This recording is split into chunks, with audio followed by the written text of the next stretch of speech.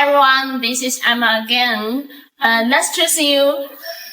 Recently, we have received many messages from our end customer, and they are very curious about the reliability of the spot welding technology. So we make this video and hope it will give you a clear understanding about it.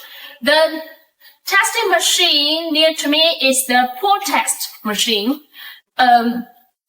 Actually, we will check it and adjust it every 1 hour during the mass production. I will show you more details later, or you can also check the final test result from this screen directly. Yes, from me.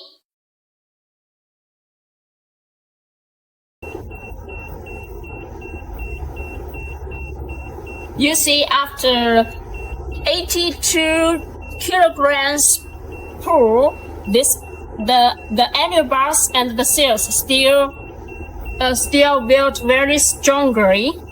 Yes, here.